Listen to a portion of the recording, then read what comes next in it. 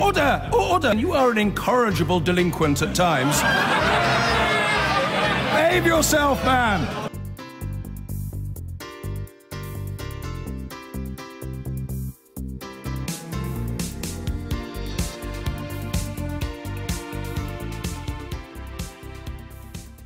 Of being whitewashed. OK, let's hear from the Prime Minister. Fomented conflict in the Donbass and the peace process in Ukraine has stalled. As I said at the Lord Mayor's banquet, the UK will do what is necessary to protect ourselves and to work with our allies to do likewise, both now and after we have left the EU. So we were at the forefront of the original call for EU sanctions, and at this Council we agreed to extend those sanctions for a further 6 months. On Jerusalem, I made it clear that we disagree with the United States' decision to move its embassy and recognise Jerusalem as the Israeli capital before a final status agreement. And like our EU partners, we will not be following suit. But it is vital that we continue to work with the United States to encourage them to bring forward proposals that will re-energise the peace process. And this must be based around support for a two-state solution and an acknowledgement that the final status of Jerusalem must be subject to negotiations between the Israelis and Palestinians. On migration, when we leave the European Union, we will be taking back control of our own borders and laws, so we will be free to decide our own approach independently of the EU. But as part of the new partnership we want to build, I made it clear at this Council that we will continue to play our full part in working with the EU on this shared challenge. So we will retain our maritime presence in the Mediterranean for as long as necessary. We will work with Libyan law enforcement to enhance their capability to tackle people smuggling networks, and we will continue to address the root causes of the problem by investing for the long term in education, jobs and services, both in countries of origin and transit. When it comes to education, Mr. Speaker, our world-leading universities remain a highly attractive destination for students from across the EU, while UK students also benefit from studying overseas. UK and EU universities will still want to work together after we leave the EU, and indeed cooperate with other universities from around the world. We will discuss how to achieve this in the long term as part of the negotiations on our future deep and special partnership. But in the meantime, I was pleased to confirm at this Council that UK students will be able to continue to participate in the Erasmus Student Exchange Programme for at least another 3 years until the end of this budget period. Turning to Brexit, the European Council formally agreed on Friday that sufficient progress has been made to move on to the second stage of negotiations. This is an important step on the road to delivering the smooth and orderly Brexit that people voted for in June last year. And I want to thank Jean-Claude Juncker for his personal efforts and Donald Tusk and my fellow leaders for the constructive way they have approached this process. With Friday's Council, we have now achieved my first priority of a reciprocal agreement on citizens' rights. EU citizens living in the UK will have their rights enshrined in UK law and enforced by British courts, and UK citizens living in the EU will also have their rights protected. Mr. Speaker, we needed both, and that is what we have got, providing vital reassurance to all these citizens and their families in the run-up to Christmas. On the financial settlement, I set out the principles for the House last week and the negotiations that have brought this settlement down by a substantial amount. Based on reasonable assumptions, the settlement is estimated to stand at between £35 billion and £39 billion in current terms. This is the equivalent of around 4 years of our current budget contribution, around 2 of which we expect will be covered by the implementation period. And it is far removed from some of the figures that had been bandied around. On Northern Ireland, as I set out in detail for the House last week, we have committed to maintain the common travel area with Ireland, to uphold the Belfast Agreement in full, and to avoid a hard border between Northern Ireland and Ireland, while upholding the constitutional and economic integrity of the whole United Kingdom. And we will work closer than ever with all Northern Irish parties and the Irish Government as we now enter the second phase of the negotiations. Mr. Speaker, the guidelines published by President Tusk on Friday point to the shared desire of the EU and the UK to make rapid progress on an implementation period, with formal talks beginning very soon. This will help give certainty to employers and families that we are going to deliver a smooth Brexit. As I proposed in Florence, during this strictly time-limited implementation period, which we will now begin to negotiate, we would not be in the single market or the customs union, as we will have left the European Union. But we would propose that our access to one another's markets would continue as now, while we prepare and implement the new processes and new systems that will underpin our future partnership. During this period, we intend to register new arrivals from the EU as preparation for our future immigration system.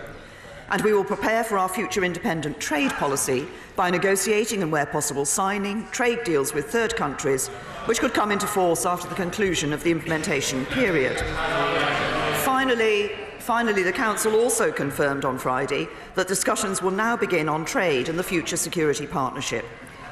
I set out the framework for our approach to these discussions in my speeches at Lancaster House and in Florence. We will now work with our European partners with ambition and creativity to develop the details of a partnership that I firmly believe will be in the best interests of both the UK and the EU. Mr. Speaker, since my Lancaster House speech in January, we have triggered Article 50 and begun and closed negotiations on the first phase. We have done what many said could not be done, demonstrating what can be achieved with commitment and perseverance on both sides. And I will not be derailed from delivering the democratic will of the British people. We are well on our way to delivering a smooth and orderly Brexit. That is good news for those who voted leave, who were worried the negotiations were so complicated it was never going to happen, and it's good news for those who voted remain, who were worried that we might leave without being able to reach an agreement. We will now move on with building a bold new economic relationship, which, together with the new trade deals we strike across the world, can support generations of new jobs for our people, open up new markets for our exporters, and drive new growth for our economy. We will build a new security relationship that promotes our values in the world and keeps our families safe from threats that increasingly do not recognise geographical boundaries. And we will bring our country together, stronger, fairer, and once again back in control of our borders, our money and our laws. Finally, Mr. Speaker, let me say this. We are dealing with questions of great significance to our country's future. So it is natural that there are many strongly held views on all sides of this chamber. And it is right and proper that we should debate them and do so with all the passion and conviction that makes our democracy what it is. But there can never be a place for the threats of violence and intimidation against some members that we have seen in recent days. Our politics must be better than that. And on that note, I commend this statement to the House. Jeremy Corbyn. Thank you, Mr. Speaker. I would like to thank the Prime Minister for an advance copy of her statement. On Jerusalem, I also condemn the actions of the United States President. I welcome the Prime Minister's commitment to maintaining a maritime presence in the Mediterranean, but as a humanitarian mission to save lives. As I said last week in response to the Prime Minister's previous statement, we welcome progress to the second phase of negotiations, but that should not hide the fact that this agreement comes 2 months later than planned, and many of the key aspects of Phase 1 are still unclear. These negotiations are vital for people's jobs and for the economy. Our future prosperity depends on getting this right. The agreement reached on Phase 1 was clearly cobbled together at the 11th hour after the DUP vetoed the first attempt, and evident in the vagueness of the final text, which underlines the sharp divisions within the Cabinet. As we head into Phase 2, the truth is the government must change track. We cannot afford to mishandle the second stage. To do this, Mr. Speaker, the Prime Minister must now sort out the contradictions.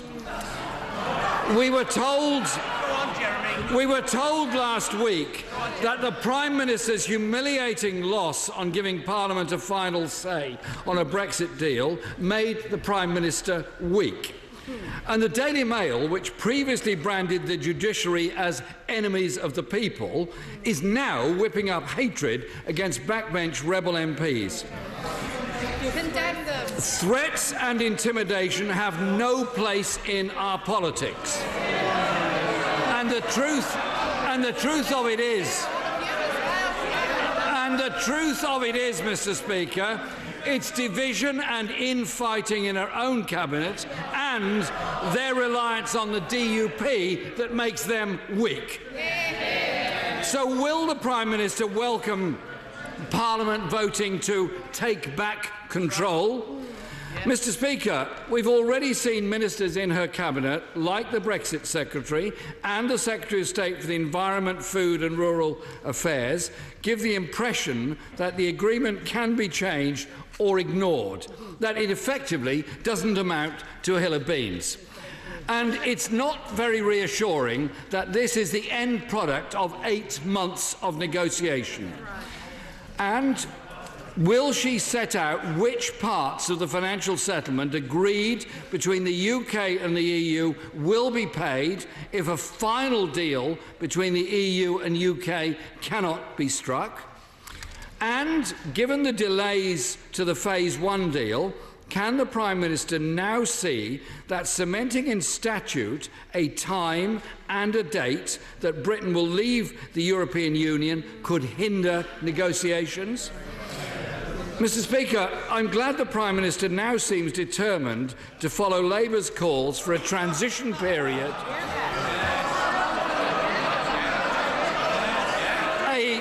a transition period to create stability.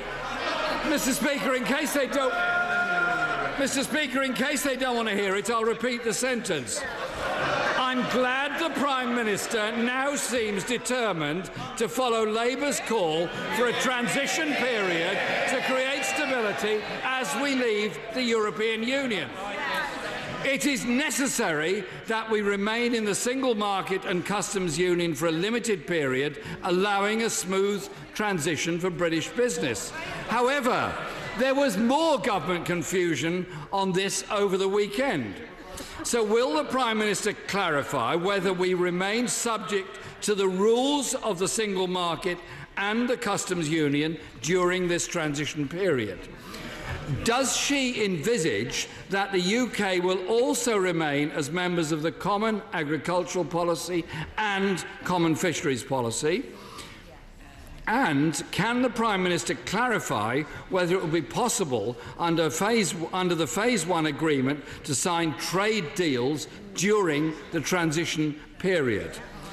Mr. Speaker, there were also worrying reports over the weekend about what some senior cabinet ministers will demand from the Prime Minister to support Phase 1 deal. These demands were reported to include that Britain should leave the Working Time Directive. Can the Prime Minister state now categorically that she will face down this push with some in her cabinet and that Britain will maintain the standards of the Working Time Directive both during a transition period and beyond? Will she also guarantee that this government will not seek to use Brexit to water down any other working or social rights in this country? And will she commit to maintaining access for UK students to the Erasmus programme beyond the current budget period? These are important issues for people's jobs and living standards, and it's becoming clear that many on the government benches want to use Brexit to rip up rights at work, environmental standards, consumer protections, and to deregulate our economy. For many on the benches opposite, Mr. Speaker, Brexit is the chance to make Britain a tax haven for the super-rich. Let me be clear, Labour will do everything in our power to stop this. Mr. Speaker, the choice is becoming clear.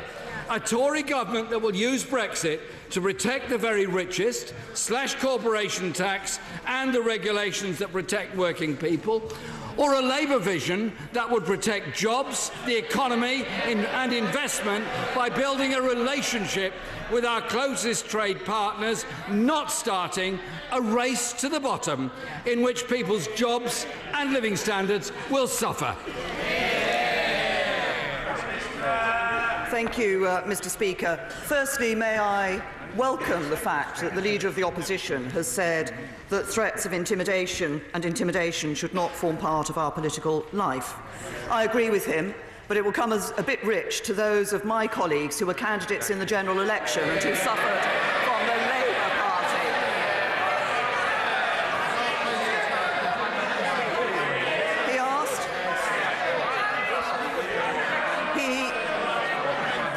He asked a number of questions in relation to the date of our leaving, to the Phase 1.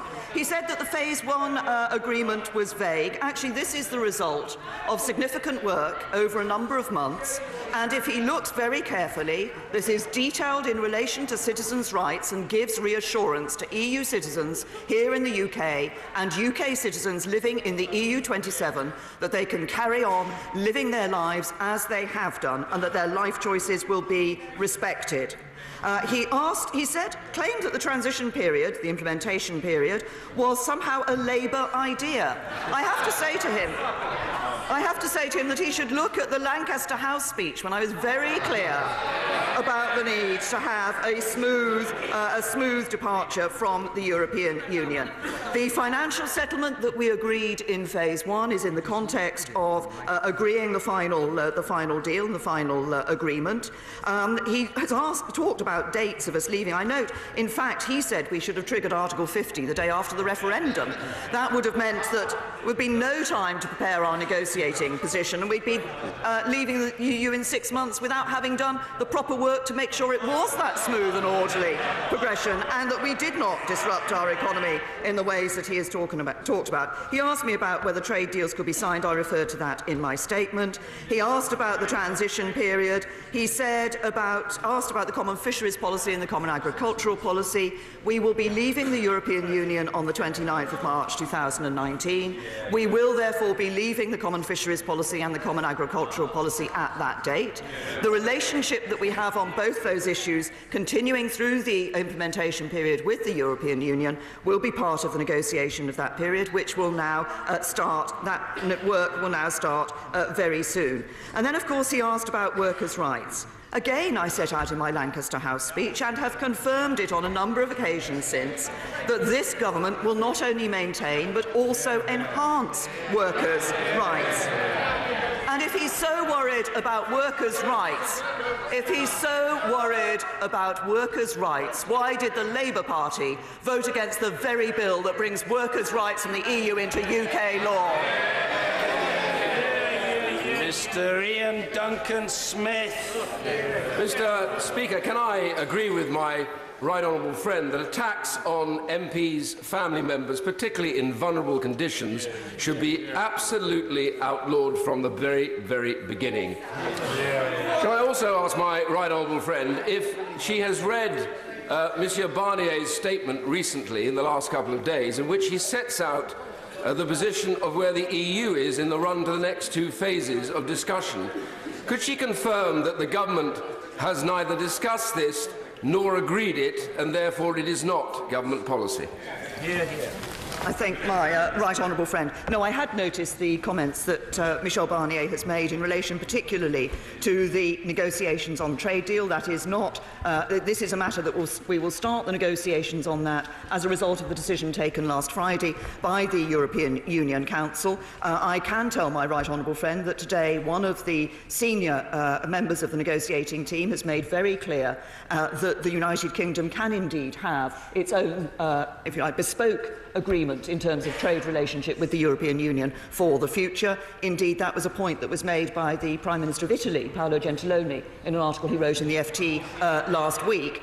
And indeed, if anybody cares to think about it, every trade agreement is actually a bespoke agreement between the parties concerned. They have similar elements to them, but they are specific to the various countries concerned, and that will be certainly what we will be looking for in our negotiations with the EU. Ian Blackford. Thank you, Mr. Speaker. I'd like to thank the Prime Minister for advance sight of today's statement. Members on these benches welcome the progress to Phase 2 of the negotiations as agreed by all EU member states. Council President Donald Tusk wasn't kidding, though, when he commented that Phase 2 will be dramatically difficult. It is imperative, Mr Speaker, that the devolved administrations are included in Phase 2 negotiations, and I call on the Prime Minister today to agree to that. Much of the conclusion of last week's summit should be welcomed across the House. We on these benches especially welcome the EU's reiteration of its firm commitment to a two-state solution in the Israeli-Palestine conflict. We should all unreservedly condemn Donald Trump for his recent actions. I must give special attention to the agreement on the social dimension, including the commitments by Member States to implement the European Pillar of Social Rights and following up on priorities for EU action plan to tackle the gender pay gap. Decisions on education and culture are also extremely welcome. An extended and more inclusive Erasmus Plus programme, the creation of a European student card and stronger partnerships within higher education institutions across Europe, allowing students to obtain a degree by combining studies in several EU countries, are great moves forward in European collaboration. These are decisions that would do not only much to bring much social progress to national politics across all Member States, but more importantly, provide enormous opportunities for future generations. Erasmus is one of the EU's biggest success stories, which has benefited hundreds of thousands of young Scots. Will the Prime Minister take this opportunity to reassure young people on Erasmus now and those aspiring to take part in the programme that the UK will maintain participation within it? Thank you, Mr Speaker. Can I say to the right honourable gentleman that on the point that he makes about the devolved administrations, we have, as he knows, been discussing with the devolved administrations through the process of Phase 1, and we will continue to discuss engage the devolved administrations as we move into this second phase of negotiations. My right honourable friend, the First Secretary, meets the Scottish and Welsh governments regularly to discuss issues of concern to them and to discuss with them how the negotiations are proceeding, and indeed the last meeting of the Joint Ministerial Council was held on the 12th of December. He asks about the Erasmus programme. As I said, we've committed to the Erasmus programme for the period of this current budget plan. Of course, these programmes such as Erasmus are exactly the sort of programmes that we will be discussing in the negotiations for the second phase of these talks. Anna Soubry. Much, Mr Speaker. Can I commend the Prime Minister not only for her success in the negotiations but obviously for this statement? Could I say to the Leader of the Opposition and remind him that the merits of a transition period were first advanced on this side of the House, notably by the Chancellor of the Exchequer, if I may say. And on that note, as a former business Minister, can I say to the Prime Minister what business really wants is certainty? How soon does she think it will be before we can announce that the transition period has been agreed and so we can give that certainty to business? Well, my right honourable friend makes an important point from the point of view of business, and I think what was significant was not only that it was accepted at the December Council that there should be such an implementation period, which in fact reflects the guidelines set out by the EU Council last April, but also that we would start negotiating that very soon, and they are looking to have those negotiations concluded in the first quarter of next year. Hilary Benn. Thank you very much, Mr Speaker. On the 10th of December, the Brexit Secretary described the Phase 1 joint agreement as, and I quote, more a statement of intent than it was a legally enforceable thing. Last Friday's European Council guidelines, however, state, and I quote, negotiations in the second phase can only progress as long as all commitments undertaken during the first phase are respected in full and translated faithfully into legal terms as quickly as possible. Can the Prime Minister therefore confirm that all the commitments she made in the Phase 1 joint agreement, including in respect of the border in Northern Ireland, will be written into UK law? Yes, the right honourable gentleman, I think, knows there will now be a process of completing some of the details behind the withdrawal agreement, such that the withdrawal agreement can then be put to this House, to this Parliament and to the European Parliament.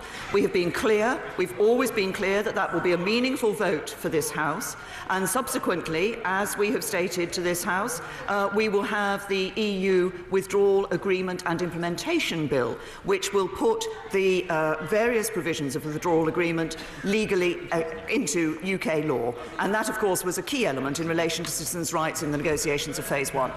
Sir William Cash. May I urge my right honourable friend in the Cabinet and elsewhere to give equal consideration to the vital issues not only of our trading relationships and regulatory divergence, but also to the perpetual, ever-escalating, undemocratic centralisation of the EU itself, which Ramona's, reverses, status quoites and the opposition seem incapable of grasping, and which absolutely proves how right the voters are and were in voting the way they did in June last year to escape from the European Union. Well, I can assure my honourable friend that in the negotiations that we hold with the European Union, we will be ensuring that the British national interest is there and that we come away with a deal which is in the interests of the UK, but I believe it will also be in the interests of the EU. How the European Union then develops once we have left the European Union is, of course, a matter for the EU 27. And as my honourable friend will be aware, and he alludes to, there have been a number of speeches made recently which do suggest an increased centralisation of the European Union, but that will be a matter for the 27 and not for us. Sir Vincent Cable. As the government embarks on far-reaching trade negotiations with the European Union and outside, can she explain who will provide independent arbitration in legal disputes, since the government has rejected the jurisdiction of the European Court of Justice, and her friend President Trump is rejecting the authority of the World Trade Organization and making its dispute panels unworkable? Isn't this a recipe for anarchy in international trade? I think I say to the right honourable gentleman that, as he will know, in any trade agreement that is negotiated, that issue of how the dispute resolution should be covered is part of that negotiation on the trade agreement, and it will be exactly the same with all the trade agreements we're going to be negotiating now. John Redwood. Will she confirm that no binding offer about the money will be made until there is a general agreement which Parliament accepts? Because I don't see how else we could proceed. The joint progress report that was published by the UK and the European Union prior to the December Council made absolutely clear that the settlement within that was in the context of going forward and having agreement on the future relationship. Yvette Cooper. Thank you, Mr. Speaker. Does the Prime Minister now agree that the meaningful vote she referred to should take place on a statute as set out in the terms of Amendment 7 before any withdrawal terms can be implemented? And would she also agree that those who voted for Amendment 7 did so in good faith to ensure that power is not too heavily concentrated in the hands of the executive, and that, as the Mail suggested, that it is completely wrong to, as the Mail suggested, accuse those who voted for it of treachery? I think if we look across the debates that have taken place on the EU withdrawal bill, and indeed on other matters in relation to Brexit in this House, such as Article 50, it's clear the will of Parliament overall has been to deliver on the vote of the British people. We were always clear with the House that there would be a meaningful vote on the question of the withdrawal agreement. There will be. Yes, it was. We were always clear that there would be a meaningful vote on the withdrawal agreement, but of course there will be the stage, as I've just indicated in response to her right honourable friend, the member for Leeds Central, that there will then subsequently be the process of this Parliament agreeing the withdrawal agreement and implementation bill. It will be that will bring the withdrawal agreement into UK law. Wayne Patterson. Thank you, Mr. Speaker. Further to her reply to the right honourable for Leeds Central on the guidelines issued on December the 15th by the European Council, can she confirm categorically that nothing is agreed until everything is agreed, and that it will be the final settlement combined with Phase 1 that she will bring as legislation for us to approve in this House? Well said. Prime Minister. I say to my right honourable friend, in fact, the fact that nothing is agreed until everything is agreed is actually in the joint progress report that was published by the UK and the European Union. There will be various stages at which this Parliament will be able to vote on matters relating to our leaving the European Union. I've just referred to the withdrawal agreement and Implementation Bill. There will be other pieces of legislation as well. And of course, separate from the formal withdrawal agreement that will bring those matters into UK law, we will of course be able, once we leave the European Union, to legally sign the new trade agreement that we will have with the European Union. Kate Hoey. If we are no longer in the internal market and the customs union during the implementation period, why can we not then negotiate new trade deals, sign new trade deals and actually implement those trade deals before the end of the implementation period?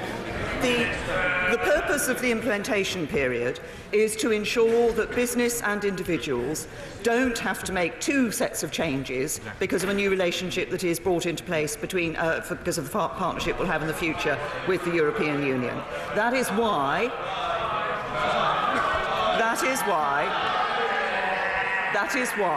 it is the case that as we look ahead at that implementation period, I'm clear and the government is clear that the arrangement, although we'll be formally out of the customs union and the single market, we would expect to be able to operate on the same terms as we currently do. And it is because of that that would limit the ability to actually implement new trade deals elsewhere. Vicky Ford. Thank you very much. May I congratulate the Prime Minister and the entire negotiating team on the progress that's been made to date. But given that leaving the EU without a deep and special relationship on trade and security would also bring risks, does the Prime Minister agree that we should be using all of our political energy in months ahead to find that new relationship and not get distracted by other squabbles? I think my honourable friend is absolutely right, and the government's focus will very clearly be on ensuring that we can negotiate that deep and special partnership for the future. I believe that's not just in our interests, I believe it's in the interests of the EU and the EU 27 as well, and that's why I'm optimistic and ambitious about the trade deal that we can achieve. Chukaramuna. Thank you, Mr. Speaker. Last year, the Prime Minister wrote to me giving the same general assurance she just gave to the Leader of the Opposition with regard to workers' rights, but she didn't actually answer the specific question he put. So can I ask her again? Given that her cabinet colleagues are now agitating for some of these rights to be done away with, will she guarantee that post-Brexit, none of the working time regulations, importantly the 48-hour working week, will be done away with by her government after we leave the European Union? Prime Minister. In the EU withdrawal bill, we are bringing these rights into UK law. I have said that we will maintain workers' rights and indeed enhance workers' rights. Mr. Jacob Rees-Mogg. Thank you, Mr. Speaker. Will my right honourable friend clearly reject the negotiating mandate handed out by the European Council, paragraph 1 of which undermines the principle of nothing being agreed until everything has been agreed, and paragraph 4 of which would make the United Kingdom in the transition phase no more than a vassal state, a colony, a serf of the European Union. So can I urge my right honourable friend... I want to hear the honourable gentleman who's in full flow. Let me hear the fullness of the order. I want to hear the fullness of the flow. Mr. Rees-Mogg. Mr. Speaker, I was going to urge my right honourable friend to model herself on her predecessor, the late noble Baroness Thatcher, and show real mettle and steel in rejecting these rather hostile negotiating terms from the European Union. Prime Minister. My honourable friend, that negotiation is between two parties. We will be very clear about the partnership that we want to have for the future with the European Union on both trade but also security matters, and I set out the framework for that in my Florence speech. My honourable friend has asked me before about the relationship between the UK and the European Union during the implementation period. As I've just indicated in response to the Honourable Lady, the member for Vauxhall. Actually, the purpose of that implementation period is to ensure that businesses and individuals can continue to operate and be reassured of the basis on which they're operating, while the necessary changes are put in place that lead to that future partnership, that future trade agreement that we will have achieved. I've also said before in this House that there may be elements, and I said it in my Florence speech, of that arrangement that we'll be able to bring forward. So, for example, if we are able to bring forward a dispute resolution mechanism during that period, then we would look to do so. Ms Leslie. I urge the Prime Minister to reject the notion that we should get all the way to exit day and not have the full details of the future trade arrangement between the EU and the UK. If all we have is a sketch of a framework of possible trade deal, that will be not acceptable to the public or to businesses. To have something that looks like less than a half-baked arrangement is simply unacceptable. Hear, hear. Prime Minister. We are working to ensure that we are very clear and have the details of that future arrangement that we will have with the European Union at the point at which we leave the European Union. Richard Grosvenor Plunkett Ernley Earl Drax. Mr. Speaker, I'm speechless.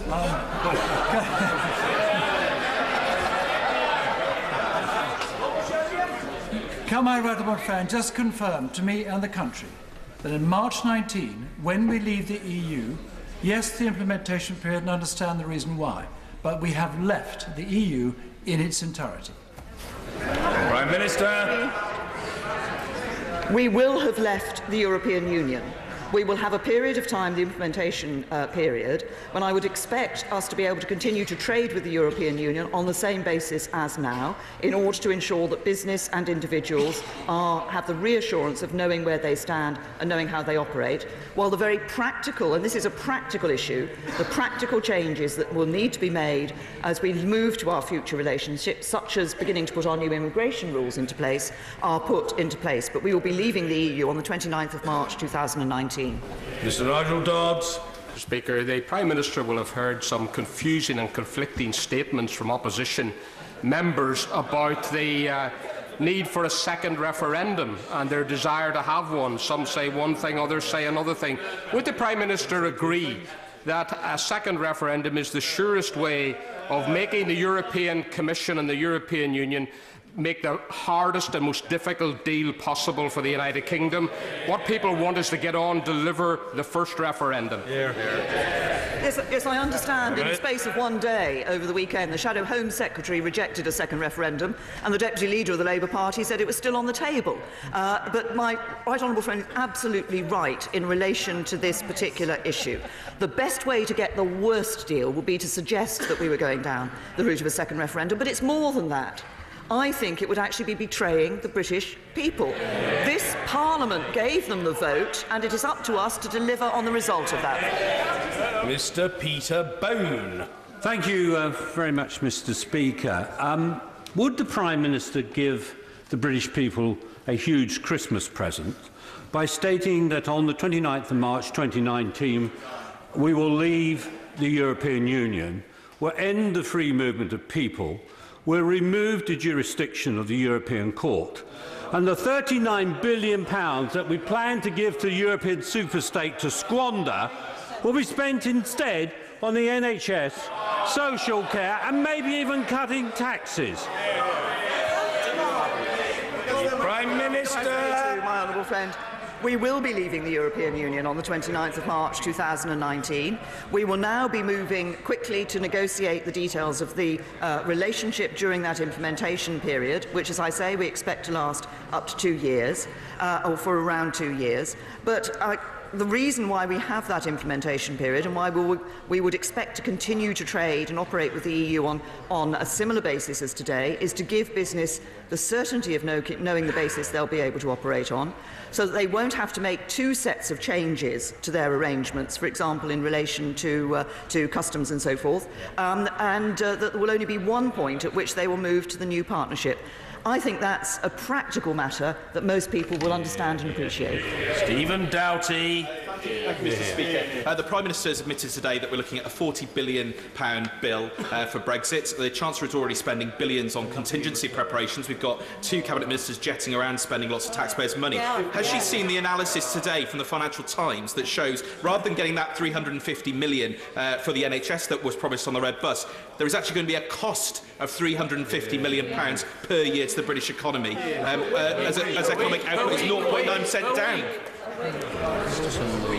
When we have left the European Union and when we have I've set out the commitments that we believe and have negotiated as far as the financial settlement is concerned in the negotiations in phase 1. But we will no longer, year in and year out, be spending vast sums of money in the European Union and sending those vast sums of money to the European Union. That is in direct contrast to the Labour Party, who would pay any price and carry on paying to the EU year in and year out. Rachel McLean. Thank you, Mr. Speaker. May I congratulate my right honourable friend and all the hard work she's put in to get us to this point in time. I think it's fantastic. We know there's a lot of hard work ahead. However, does she welcome this opportunity to focus on her priority agendas of social justice in the country, including higher educational standards and housing for our country, now that we can see Brexit is moving ahead? Well, I think my honourable friend, and she's absolutely right. And of course, when we've just heard a reference to sums of money being paid to the European Union. When we do leave the European Union, the money that we will no longer be paying year in and year out to the EU will be available to us to spend on our priorities, like housing, like education and the NHS. And my honourable friend is absolutely right. I was clear at this EU Council the importance of the university sector, and we want to ensure that we have good quality and continue to have good quality higher education in this country. Joanna Cherry. Thank you, Mr. Speaker. Last week, the Spanish Prime Minister, Mr. Rajoy, said that as well as having a veto over any future agreement between the EU and the UK over the issue of Gibraltar, he also wants one over the issue of Gibraltar for the transitional period. Will she give a firm commitment to the people of Gibraltar that she won't countenance any agreement for the transitional period which will not preserve their existing rights and arrangements? We've been very clear throughout, and indeed in the discussions that we have and the continued interaction that we have with the Government of Gibraltar, that we are seeking the best deal for Britain, and that deal must work for Gibraltar as well. They will be part of the exit negotiations. They'll be covered by our exit negotiations, and we'll fully involve them as we leave the EU. Bob Neal.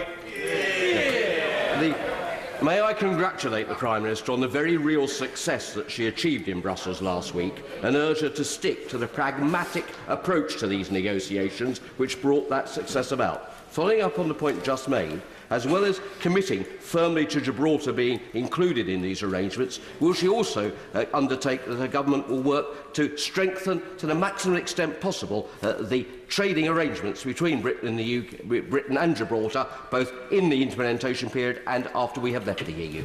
Yes. Well, Minister, honourable friend, who I know has for long championed the interests of Gibraltar in this House. When we negotiate for our exit from the European Union, when we negotiate for the trade deal that we will have in the future, this trade agreement that we will have, we will be considering Gibraltar as part of our negotiations. So they will be there. We will be discussing with them as we move through those negotiations to ensure that we do get a deal that is right for the United Kingdom, but right also for Gibraltar. Chris Bryant. So, if I've got this right, the agreement says that nothing has been agreed until everything has been agreed, so the agreement isn't an agreement at all, it's just a kind of pending operation. Can I ask her about Russia? She said, quite rightly at the beginning, we were at the forefront of the original call for EU sanctions, and Britain has wanted to be tough in relation to Russia, quite rightly, and I praise her for it. But how are we going to do that in the future if we're no longer in the room? Prime Minister. To the right honourable gentleman, that it is perfectly possible for this country to maintain our position in relation to Russia. I have set out the UK's position in relation to Russia. I did it in my speech at the Lord Mayor's banquet. We will continue to be working with our European colleagues in relation to the approach that we take, and will continue to work through other international organisations such as the United Nations in relation to these matters. Sir Desmond Swain. How likely is it that she would ask the 27 to extend the Article 50 deadline? The Prime Minister. Sorry, I didn't hear the beginning of my honourable friend's question. I think he asked me if we're going to... How likely is it? No, I think everybody is now looking very clearly at the timetable that has already been set. Donald Tusk The President of the EU Council has expressed the view that this actually is, we need to accelerate the progress because we have got that very speedy need to get the agreement in place, to get the arrangements negotiated. We will be leaving on the 29th of March 2019. Angela Smith. Speaker, can I ask the Prime Minister to give a very simple answer to a simple question? Will the Working Time Directive be transposed into British law and embedded in British law, yes or no? Prime Minister. The EU withdrawal bill... The EU withdrawal bill brings the workers' rights that are currently in EU law into UK law, which is why it's a bit rich coming from Labour MPs who voted against bringing it into UK law. Four answers. Simon Hoare. Thank you very much indeed, Mr. Speaker. Does my right honourable friend agree with me that as this process evolves, the terms of hard and soft Brexit seem increasingly redundant? The cocktail that she seems to deploy, which is her personal pragmatism, coupled with some rather good Tory common sense, seems to be winning the day. Can I encourage her to continue? I thank my honourable friend. As he may recall, I've said in this House before that I don't accept the terms hard or soft Brexit. What we're doing is negotiating the best possible deal for the United Kingdom. And Clwyd. Thank you, Mr. Speaker. The Prime Minister has agreed with me 3 times over the last year about the important role the European Parliament has in the negotiations because it has the power of veto at the end of the day. 86 MPs have now signed a letter urging the Prime Minister to address the plenary session of the European Parliament. When will she do that? Can I say to the honourable lady that we've been in discussions with the President of the European Parliament about the interaction that I will have with the European Parliament. I'd hope to be able to go and speak to the Council of Presidents at the end of November. Unfortunately, that then proved not to be possible from a European parliamentary point of view, but we're still discussing a date when I can go, and I keep in regular contact with President Tajani. No answer. Rebecca Powell. Thank you very much, Mr. Speaker. Prime Minister, might I say, what a fillip your news, your good news and that from Mr Juncker gave on Friday to all the people I met around Taunton Deane over the weekend. It really did change the temperature. And might I say, from the businesses I spoke to, Mr Speaker, they want... what they want is not to be disrupted. So could the Prime Minister give confirmation that they'll be able to carry on trading as now in this transition period, and that they'll be able to think about negotiating deals for when we do leave as well? Prime Minister. I'm happy to give my honourable friend that reassurance. As I've said before, the point about the implementation period is to give that reassurance to businesses particularly, that they'll know the basis on which they can carry on trading, and that is why we would expect the arrangements to be, during that implementation period, much as they are now in relation to that trading relationship. So although we'll be outside the customs union, outside the single market, outside the common agricultural policy, common fisheries policy, as I said earlier, we need to be able to continue to operate during that implementation period as we prepare for whatever the new arrangements are going to be at the end of that period. Mike Gapes. Mr Speaker, further to the Prime Minister's answer to the member from Glasgow and the member from Bromley, can she confirm that the implementation or transition phase for Gibraltar will be exactly the same as for Northern Ireland and the rest of the UK? Yeah, I'm sorry. Prime Minister. I thought that I had made clear that as we negotiate these matters, we'll be negotiating for the UK, but that includes negotiating to ensure that the relationships are there for Gibraltar as well. We're not going to exclude Gibraltar from our negotiations for either the implementation period or from the agreement for the future. Giles Watling. Thank you very much, Mr Speaker. Given that 72% of my constituents in Clacton voted to leave the EU, can my right honourable friend give an assurance to them that there will still be a smooth and seamless exit despite the vote on the Amendment 7 last Wednesday, thus giving them and many others a very happy Christmas indeed? Prime Minister. Well, I'm happy both to confirm to my honourable friend, as I did a little earlier, that we will be leaving the European Union on the 29th of March 2019, and that we will be negotiating a smooth and orderly process so that people can carry on living their lives, conducting their business in the confidence of that and in the confidence of the future relationship we're going to negotiate with the EU. Holly Lynch. Thank you, Mr. Speaker. Last week, I understand that the Fisheries Minister, who was representing the government at the annual Fisheries Council in Brussels, was recalled to Westminster as early as Tuesday to take part in the votes on the EU withdrawal bill. I'm incredibly concerned, Mr. Speaker, that this government prioritised seeking to deny Parliament a final vote on the Brexit deal over representing our fishing interests in Europe, missing crucial talks on sea bass and Celtic sea cod. Can the Prime Minister confirm that this was the case, and will she explain who took over as the UK's lead negotiator in those vital discussions? Prime Minister. I had to say to the honourable lady that there are many occasions in this House when members on her benches, and indeed sometimes on my benches, stand up and promote the primacy of this House and of Parliament. And I think as members of Parliament, obviously we have a responsibility to be here in this House. My honourable friend, the Minister, actually balanced the requirements of being able to both represent the United Kingdom and be President in this House. Alex Chalk. Thank you, Mr. Speaker. This weekend I met with representatives of the Romanian community in Cheltenham, and on their behalf can I thank the Prime Minister for her determination to secure an agreement on the rights of EU and British nationals, which has provided enormous reassurance.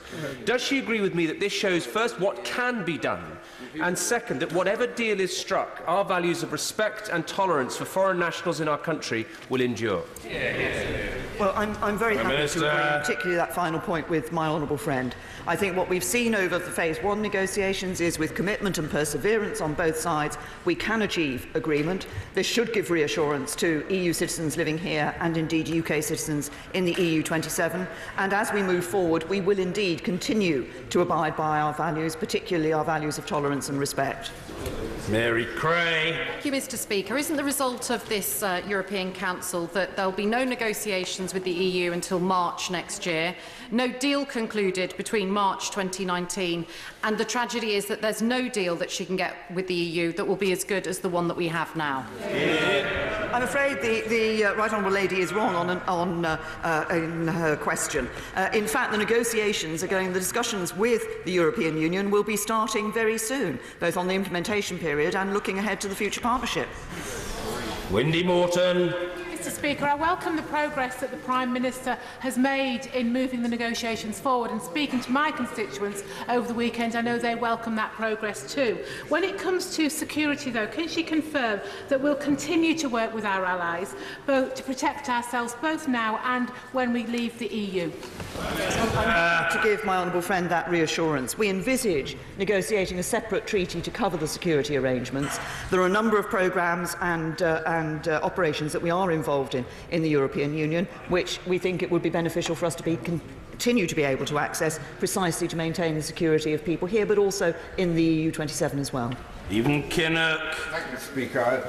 Referring to the transition period, the conclusions of the European Council make it clear, in order to assure a level playing field based on the same rules applying throughout the single market, changes to the acquis adopted by EU institutions and bodies will have to apply both in the United Kingdom and the EU.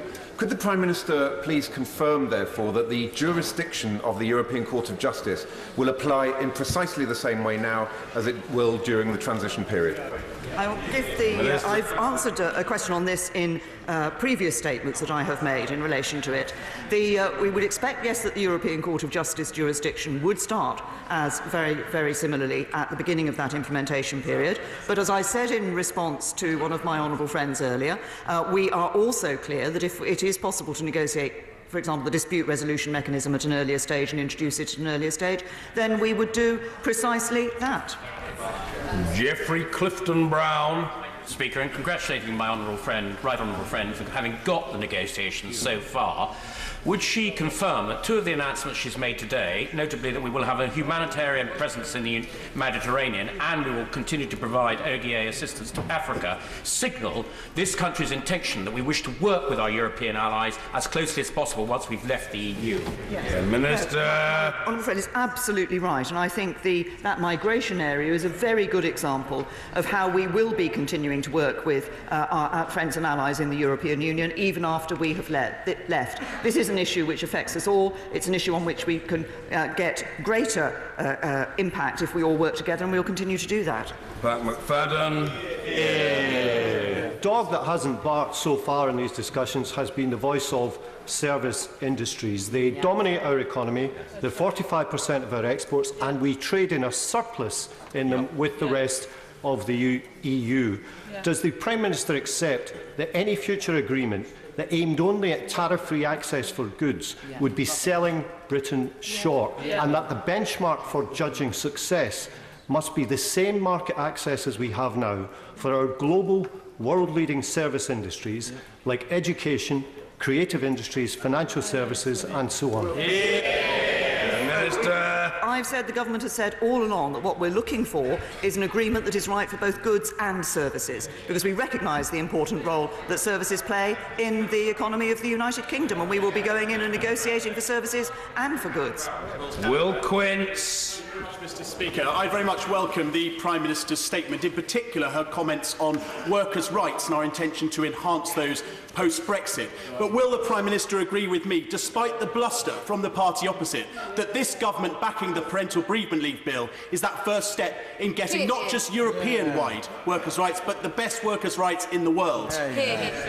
Prime Minister. Well, my honourable friend makes a point about a matter which I know is of particular interest to him, and he has campaigned on this issue and been a champion for it. But he's absolutely right, and we will be looking to enhance workers' rights. There are a number of other areas where the government has already taken other steps in relation to enhancing workers' rights, like commissioning the Matthew Taylor report. That's our commitment. It's not just words, we actually act. Mr. Carmichael. Mr. Speaker, if we're to leave the common fisheries policy in 2019, and if we are not then going to trade away access to UK waters for non-UK fishing vessels, then as far as fisheries is concerned, what else is there left to talk about? Minister. Right honourable gentleman, we will be leaving the Common Fisheries Policy on 29th of March 2019 and the CAP, as I indicated. The arrangements that pertain to fisheries during that implementation period will of course be part of the negotiations for that implementation period. Leaving the CFP and leaving the CAP give us the opportunity, post that implementation period, to actually introduce arrangements that work for the United Kingdom, and that is, my right honourable friend, the Environment Secretary, is discussing with the fishing and agriculture industries what those arrangements for the future should be. Simon Clark. Thank you, Mr. Speaker. People in Middlesbrough South and East Cleveland will give a warm welcome to the progress that has been made in progressing the talks, and I thank her for that. They'll also have noted the scarcely concealed disdain from the opposition for the progress that has been made. Does she agree with me that this is actually paving the way to delivering precisely what we want, which is to say good trade access, but not compromising control of our borders and laws? Well, my honourable friend is absolutely right. He puts it very succinctly and very well indeed. We want to maintain that good trade access, but we also want to be able to take back control of our borders and our laws, and that's what we will do. Dr. Rupa Haq. Thank you, Mr. Speaker. Can I congratulate the Prime Minister for the applause that she got at the EU dinner? Yeah. Something that even George Osborne would have never predicted earlier. But wouldn't the assurance on EU rights nationals have been more useful 18 months ago? And as we now hear that there's a compromise being cooked up to stave off yet another rebellion, was it humble pie and fudge on the menu? Prime Minister. Can I say to the honourable lady that a number of members of this House urged me and the government to unilaterally make declarations about EU citizens' rights for those living here in the United Kingdom. I was always clear that as the United Kingdom Prime Minister, as a UK government, we should have a care to those UK citizens who are living in the EU. The key to this agreement that has been reached is that this is a reciprocal agreement, so we can give confidence not only to EU citizens living here, but to UK citizens living in the EU 27. Martin Vickers. Thank you, Mr. Speaker. One of the reasons 70% of my constituents voted to leave was their concern about the free movement of people. The Prime Minister referred to registering new arrivals from the EU. During that period, will we be able to control those numbers? And if that is not the case, will she be arguing that during the negotiations?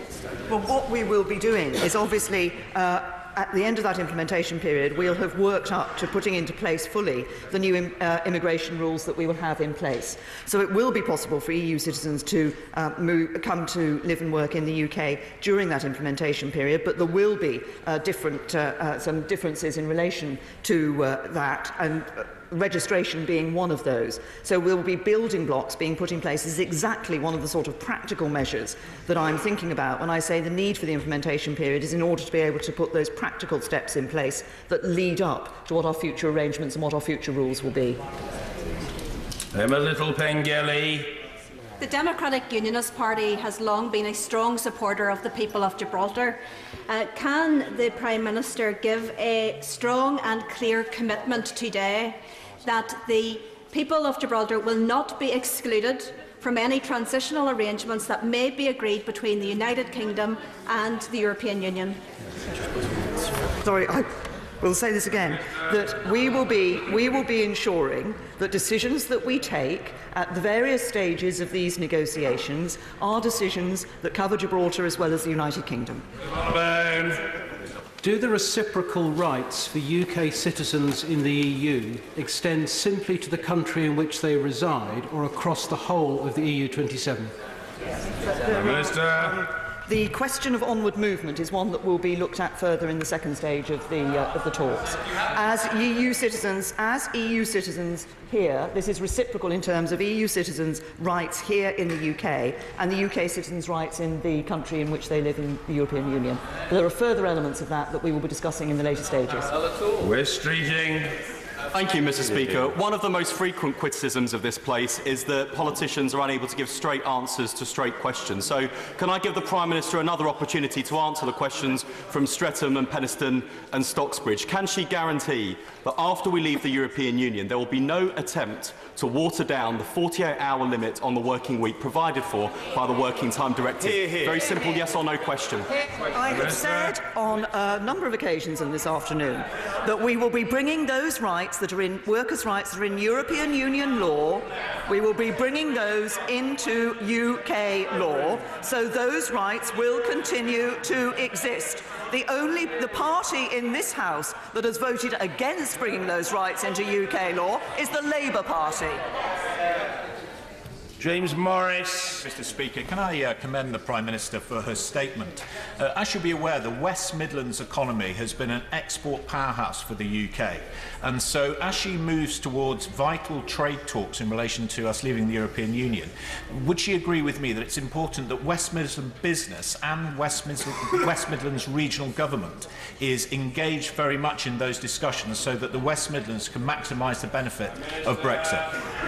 I absolutely understand and recognise the importance of international trade to the West Midlands, and I'm very clear that as we go forward in these negotiations, we will be ensuring that we are negotiating for the whole of the United Kingdom. We will be taking the interests of all parts of the United Kingdom, including the West Midlands, into account.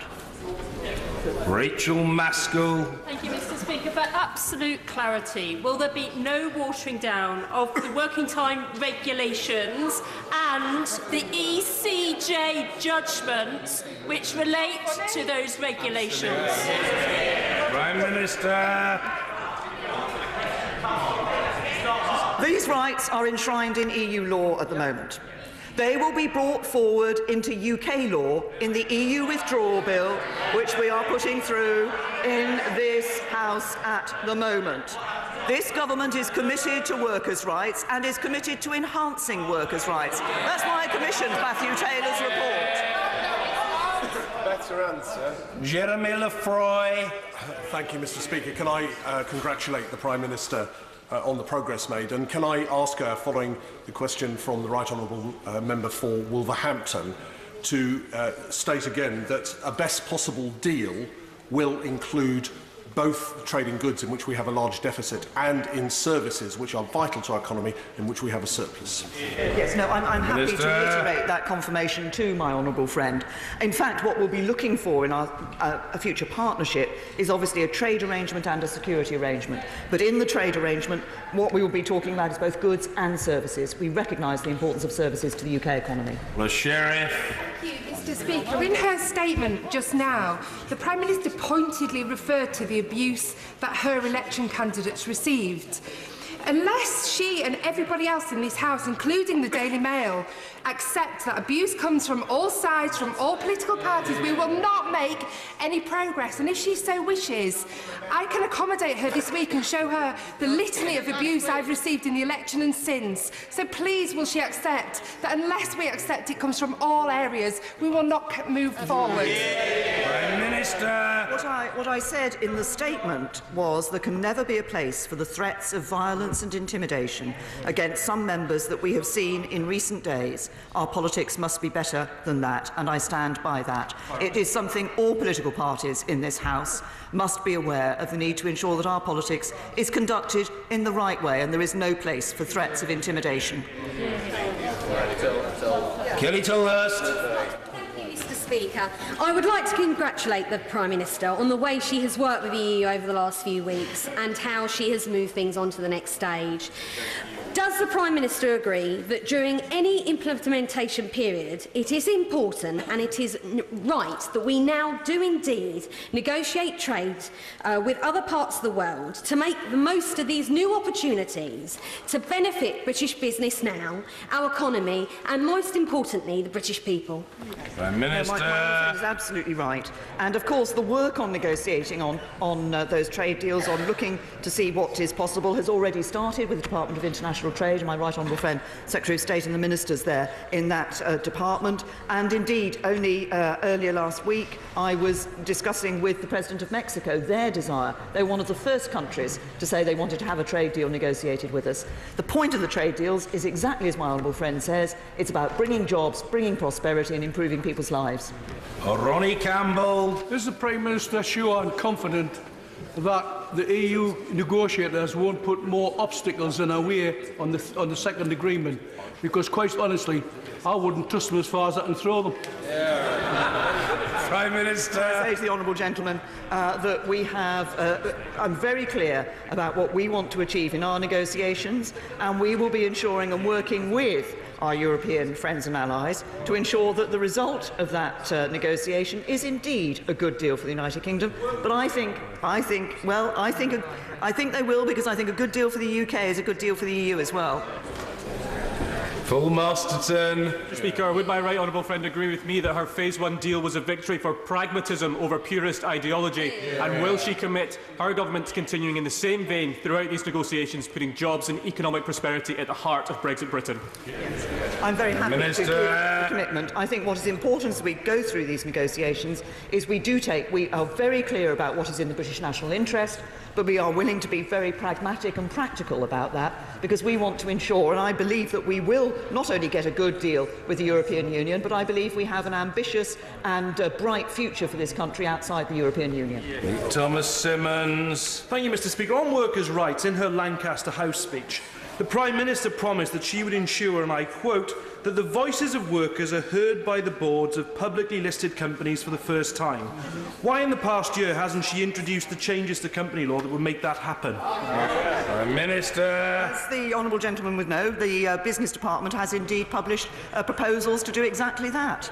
Robert Courts. Thank you, Mr. Speaker. Could I congratulate the Prime Minister on this agreement, particularly with regards to reciprocal rights for UK and EU nationals? And would she agree with me that both for UK nationals abroad and for the much-valued European members of our communities here, such as in West Oxfordshire, that this agreement represents security and reassurance? Yes, I to say to my honourable friend exactly that. And I believe, and obviously a number of our honourable friends have commented on comments that have been made made by their constituents who are EU citizens that they now do feel reassured as a result of the Phase 1 negotiation. I was clear citizens' rights should be one of the early issues that we addressed. We've done just that, and we've given people confidence for the future. Kyle. Thank you, Mr. Speaker. The Prime Minister has spent inordinate amounts of time reconciling the divisions within her own cabinet, but no time whatsoever doing so for the public. Going forward, now we are entering the most difficult part of these negotiations. What will she do specifically to not only deliver on the aspirations and excitement for those who voted leave, but to take into account the anxieties of people who voted remain? Minister. The honourable gentleman, that I think, regardless of whether somebody voted leave or remain, the key focus for us all now is actually ensuring that we get the best possible deal for the United Kingdom as we leave the European Union. That's what the government is focused on, and that's what we're going to do. Robert Jenrick. Thank you, Mr. Speaker. Never have my constituents in Europe been so grateful to wake up to Jean-Claude Juncker as they were a week ago on Friday when they saw the Prime Minister shake hands with President Juncker. But looking to the future, as she goes to strike a comprehensive free trade deal, would she agree with me that although businesses in Newark would like to see a seamless transition, they'd also like to see us strike out and have enough capacity to innovate and to move in the direction of a more innovative country rather than simply align solely with the European Union?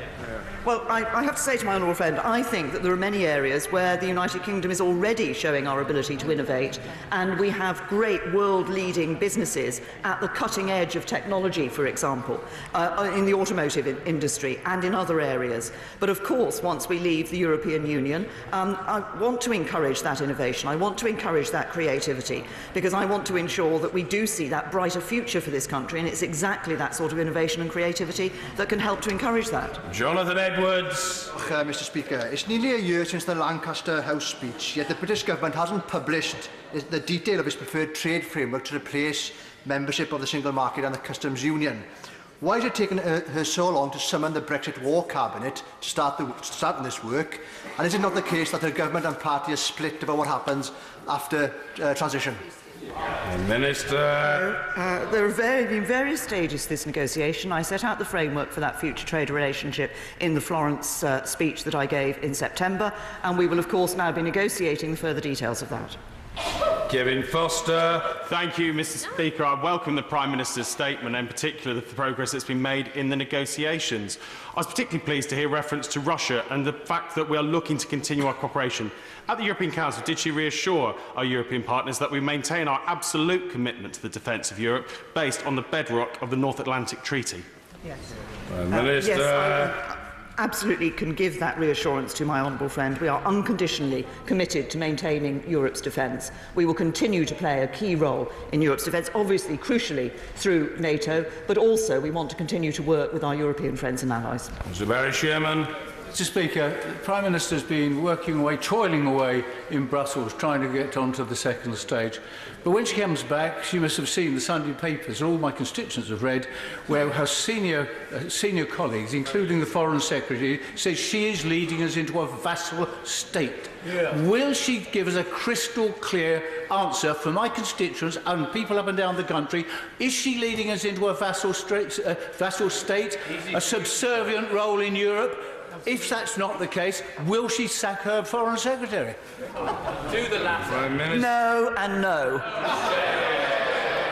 James Cartlidge. Mr. Speaker, I warmly congratulate my right friend in securing progress. This was strongly welcomed by businesses in South Suffolk. But on the points raised by the right honourable member for Wolverhampton South East and my honourable friend for Stafford on services, does she agree not only do we need to have services in the future agreement, but given our surplus is 15.5 billion with the EU and rising rapidly, that we need to have the very best possible access for this dynamic part of our economy? Yes, I absolutely agree, and I fully recognise the importance that not just that services play in our economy, but that balance of relationship with the European Union on services, which is different from the balance of relationship in relation to goods. Services is a great part of our economy. I want to ensure that we continue to have good trading relationships in relation to services, but also be looking around the rest of the world as well to how we can enhance our trading relationships on services. Tom Brake. Mr. Speaker, in the press this morning there were reports that in advance of the meetings today and tomorrow, ministers have received assessments of impact of the different models of Brexit, or indeed impact assessments. Can the Prime Minister confirm whether this is correct? And if so, would she be willing to put those in the public domain? Minister. We've been very clear that, as the Right Honourable Gentleman knows, that though what he refers to as impact assessments do not exist, and the answer to his question is simply no. Nigel Evans. Prime Minister, I know I can be a little slow at times, but I'm finding it incredibly difficult to discern what the policy of Her Majesty's opposition is to Brexit, as it changes depending on whom I'm listening to. Order. But I didn't think the Honourable Gentleman, a very experienced member of the House, I didn't think he was that slow. He knows perfectly well that the policy of the opposition is not a matter for the government of the day. No. Hopeless. Stephen Timms. Thank you, Mr. Speaker. To avoid rightly a hard border between Northern Ireland and... I've told the Honourable Gentleman. Don't shake your head at me, Mr. Evans. I've told you what the position is. Order. You ask an orderly question or you don't ask a question. Order. You ought to know after your long experience better than to start a question inquiring about the policy of the opposition. Over Christmas you can rehearse. Mr. Stephen Timms. Thank you, Mr. Speaker. To avoid rightly a hard border between Ireland and Northern Ireland, the Prime Minister has committed that the UK will, if necessary, and I quote, maintain full alignment with those rules of the internal market and the customs union which are necessary. Will that full alignment apply just to Northern Ireland or to the UK as a whole? Prime Minister. As the Right Honourable Gentleman knows, we believe that we can actually deliver on that no hard border between Northern Ireland and Ireland through the overall relationship that we negotiate between the UK and the European Union. Failing that, we will look at specific solutions that match the unique circumstances of Northern Ireland. Failing that, we will move then to that concept of full alignment, which is about the same objectives on both sides. That could be, and as if he carries on reading in relation to the progress report, it makes it clear how that could operate, that it could be UK-wide, or with the agreement of the Northern Ireland Executive and Assembly, it could be specific to the Northern Ireland. Edward Arger. Thank you, sir. May I welcome the sensible and pragmatic agreement on Phase 1 my right honourable friend has secured, something the benches opposite confidently and wrongly suggested she couldn't do, and something yet again, as with so much, she proved them wrong about. Just as she's delivered for the UK on Phase 1, will the Prime Minister reaffirm her determination to prove them wrong again and secure a good trade deal in Phase 2 in line with her Lancaster House speech? Yes, I can confirm to my honourable friend that the principles set out in the Lancaster House speech continue to apply. Obviously, I elaborated on those in the Florence speech, and we will be continuing to do so as we move forward into those negotiations. I believe we will achieve an ambitious, comprehensive free trade agreement with the European Union because I think it's in their interests as well as ours. Chris Stevens. Mr. Speaker, can I try and be the 7th member of the House to receive a crisp answer on workers' rights? Can the Prime Minister tell us or confirm there's been no discussions with the European Union or within her Cabinet, or any planned discussions with the European Union and her Cabinet on scrapping the Working Time Directive, the Agency Worker Directive, the Pregnant Worker Directive, as advocated by our ministers in the recent past? Prime Minister. I say to the honourable gentleman that the negotiations we've been having with the European Union have not covered workers' rights. Workers' rights in EU law, as they exist in EU law, will be brought into UK law through the bill that is going through Parliament at this point in time.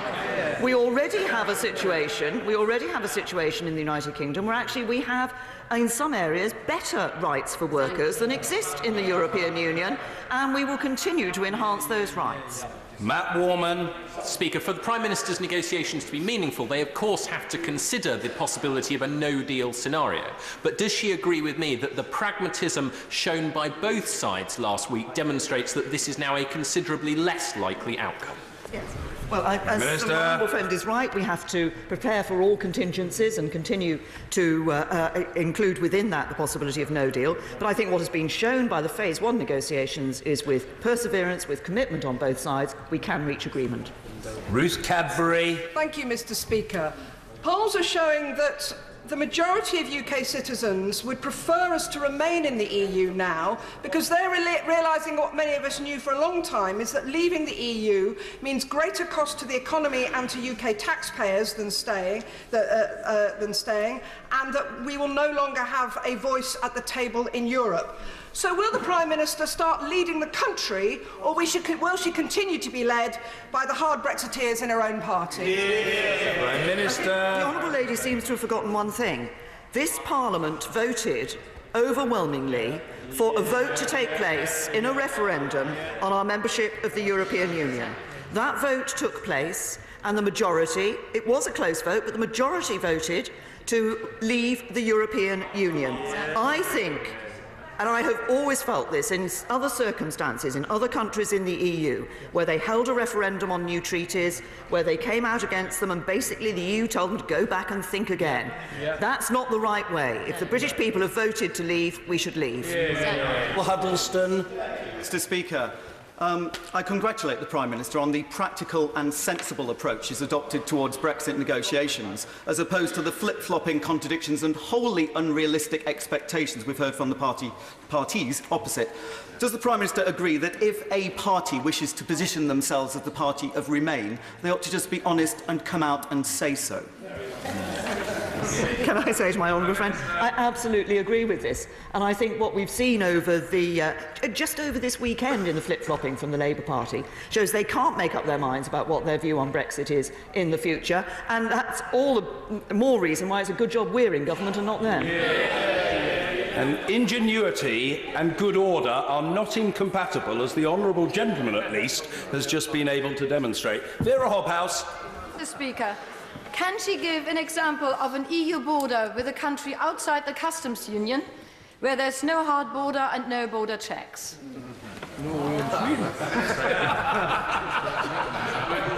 I think what the Honourable Lady is trying to get at is it going to be possible to do what we've said we'll deliver for Northern Ireland and Ireland? And the answer is yes. We've already set out some ways in which it could be done. Albert Owen. I do welcome the progress made on the Irish question, but I'm disappointed at the response the Prime Minister gave to my honourable friend from East Ham. Can she categorically state that Welsh seaports, including the port of Holyhead in my constituency, the busiest on the western seaboard, will have equal status with ports in Scotland, England and indeed Northern Ireland when it comes to trade and movement of people? The progress report that was agreed between the United Kingdom and the EU was clear not just about the significance of trade north-south, but maintaining trade east-west as well. And and the government is very clear also about the need to maintain not just the constitutional integrity of the United Kingdom, but the economic integrity of the United Kingdom. Jack Dromey. Mr. Speaker, the mask slipped at the weekend when the Foreign Secretary let slip that changes might be made for the worst to British workers' rights on working time, already working the longest in Europe. The Prime Minister has today refused to give a cast-iron guarantee that in future there will be no changes for the worst. Does that not demonstrate you can never, ever trust the Tories with workers' rights? I'll tell you who can't be trusted with workers' rights, a Labour Party that voted against bringing workers' rights into UK law. Paul Flynn. How and when will Wales enjoy the alleged benefits of the regulatory alignment that will be enjoyed by Northern Ireland? How can it possibly work?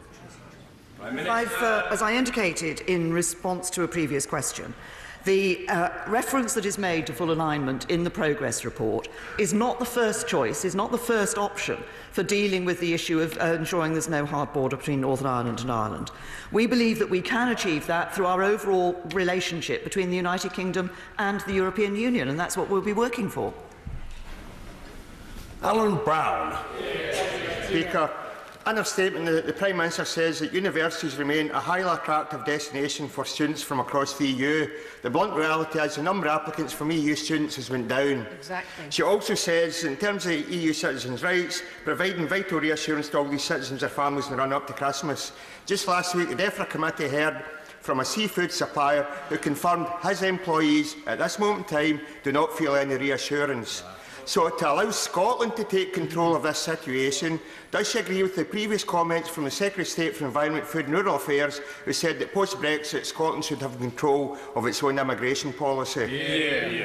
I say to the honourable gentleman that the beginning of his question, actually, he was, I believe, if I heard him correctly, not correct. The figures show, for example, that in 2009-2010, the number of non-UK EU higher education students in the UK was 100,275. In the 15-16 academic year, that had gone up to 112,410. Clive Efford. Speaker, the £39 billion is to pay for commitments that we freely entered into when we were a full operating member of the European Union. If we were to fall out of the European Union and fail to pay that bill, under WTO rules, what freedom would the European Union and the independent European Union countries have to interfere with trade agreements that we would be negotiating with other countries? We have, as the honourable gentleman says, we've negotiated in phase 1 financial settlement, which is representative of the commitments that, as I said, we would honour our commitments over this period. But it is there in the context of the future deal being agreed. But I'm optimistic that we will agree that future deal. Neil Gray. Speaker, if there are to be opportunities from Brexit, and if we are to avoid the large potential pitfalls, it's crucial that all the nations of these isles have their priorities heard, listened to and acted on. So how does the Prime Minister plan to expand consultation with the governments of all the nations of these isles in the next phase to avoid the very clear issues of the negotiations in this first phase? The discussions, the engagement with the devolved administrations has already been enhanced over recent weeks and months. We see that from the regular meetings that the First Secretary of State has with the Scottish and Welsh governments, and that engagement will continue. Karen Smith. Speaker, the Phase 1 agreement rightly confirms the government's commitment to the Good Friday Belfast Agreement. But can the Prime Minister now, further to her answer to my friend from East Ham, assure my constituents in Bristol South that their rights to travel, work and study across the EU will be aligned across the United Kingdom? Well, I have to say to the honourable lady that, of course, when we leave the European Union, the position in relation to UK citizens will change in relation to the European Union. In relation to Ireland, we will maintain the common travel area, so those rights of movement that have existed long before either Ireland or the UK was part of the European Union will continue. Sammy Wilson. Comments by Michel Barnier this weekend would indicate that he may wish to make the UK a vassal state of the EU after we leave. Is she encouraged, however, by the reaction from Italy and Belgium that they recognise the strength and significance of the UK and believe that a special relationship is desirable? And what plans does she have then to go to Member States to sell the UK's case for a good relationship after Brexit? I did indeed was interested to note the comments that have been made by a number of other countries about the future relationship that we'll be negotiating with the European Union. As the honourable gentleman says, that would be a special, a tailor-made or bespoke arrangement for the United Kingdom. And I can assure him that not only I will be having interaction with other EU27 leaders, but also ministers of the government will be meeting with their opposite numbers and talking to them about the significance of the continued relationship with the UK and the EU. David Linden.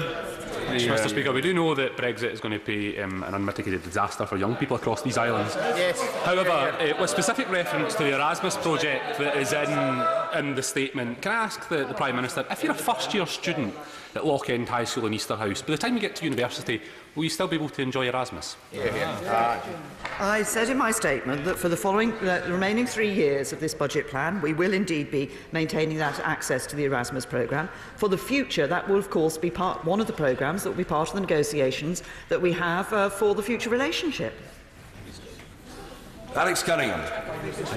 My Stockton North constituency is home to world-class chemical companies which are anxious that the European REACH standards, which regulate their products and guarantee their markets, will still apply after we leave the EU and beyond the implementation period.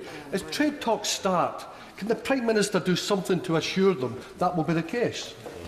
I recognise the importance of this particular industry. Of course, part of the trade talks and the negotiations that we will be having will be looking at the basis on which trade will carry on between the European Union member states, as they remain, and the United Kingdom. That's the same in any trade agreement that a country enters into. It's no bad thing, either for the honourable gentleman or for the House, if the SNP Chief Whip is in the Guards' van. Mr Patrick Grady. Thank you, Mr Speaker. Yes, I had the underwhelming experience this morning as well, visiting the Brexit reading room. And from each of the 39 documents, I was left with a very clear impression that they do not contain any commercial or negotiation-sensitive information, in which case, why not share that experience with the country and put them into the public domain? Can I say to the honourable gentleman that, of course, the papers have been provided for the Select Committee. The formal position, of course, is that once the papers are in the hands of a Select Committee, it is up to them whether or not they are published. Order. Can I thank all colleagues, in particular the 77 backbench members who questioned the Prime Minister, and the Prime Minister for her extremely succinct replies. Order.